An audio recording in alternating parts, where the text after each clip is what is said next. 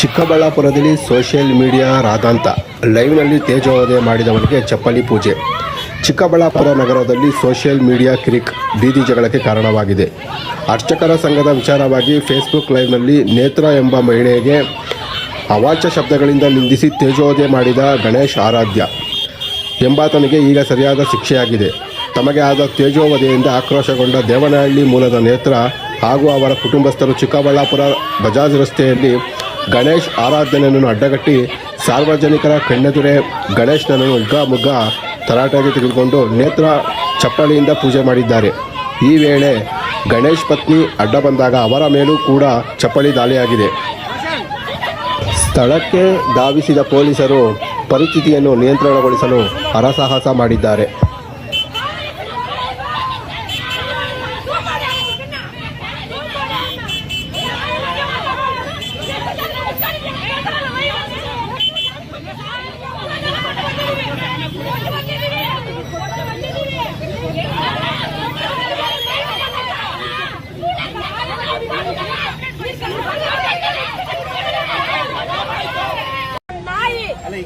ಒಬ್ಬರು ಎಲ್ಲರೂ ಇಲ್ಲಿ ಏನಾಗಿದೆ ಸಮಸ್ಯೆ ಸೃಷ್ಟಿಯಾಗಿದ್ದು ಒಂದು ಸಂಘ ಅಂತ ಕಟ್ಕೊಂಡಿದ್ದಾರೆ.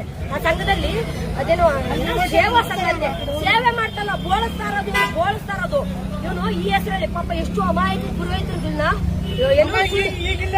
ಸರ್ ಅದೇ ಕೇಳಿ ಅದನ್ನ ಮಾಹಿತಿ ಕೇಳಿ ಅಲ್ಲಿಂದನೇ ಸ್ಟಾರ್ಟ್ ಆಗಿರೋದು. ಎಲ್ಲರೂ ಕಿತ್ಕೊಂಡು ತಿಂತಿದ್ದ. ಈ ವಿಷಯವಾಗಿ ನಮ್ಮ ಅಣ್ಣನ ರಾಜ್ಯಾಧ್ಯಕ್ಷನಿದ್ದಲ್ಲ ಅವನು ಪ್ರಶ್ನೆ ಮಾಡಿದ್ದಕ್ಕೆ ಅವನನ್ನು ಕಿತ್ತಾಕಿ ನನ್ನ ಗಂಡನ ಹಂಗಾಮಿ ರಾಜ್ಯಾಧ್ಯಕ್ಷನಾಗಿ ಮಾಡ್ದ.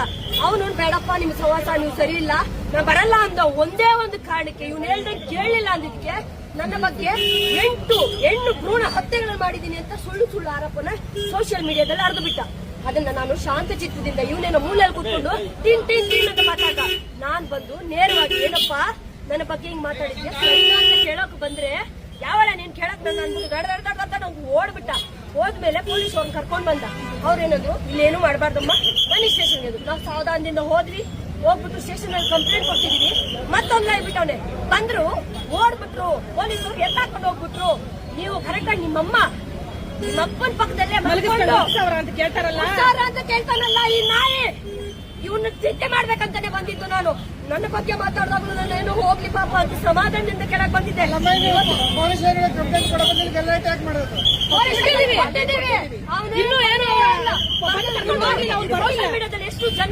ಎಷ್ಟು ಜನ ನೋಡ್ತಾರೆ ಹೇಳಿ ನನ್ನ ಸಮಾಧಾನ ಮಾಡಿ 4 ಮೂಲೆ ಗೋಡೆಯಲ್ಲಿ ಸಂಕ್ಷಿಪ್ತವಾಗಿ ಮುಗಿಸ್ಬಿಡ್ತಾರೆ.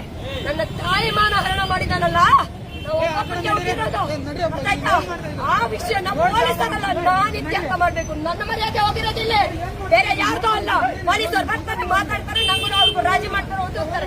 ನಂಗೆ ಬೇಕಾಗಿಲ್ಲ. ನಂಗೆ ಬೇಕಾಗಿರೋದು ಇವನು ಇಲ್ಲೇ ಲೈವ್ ಅಲ್ಲೇ ಯಾಕೆ ಮಾತಾಡ್ದ ಇವನು ಅವ್ರಪ್ಪ ಅಮ್ಮ ಎಲ್ಲ ಅವ್ರ ಬಗ್ಗೆ ನಾವು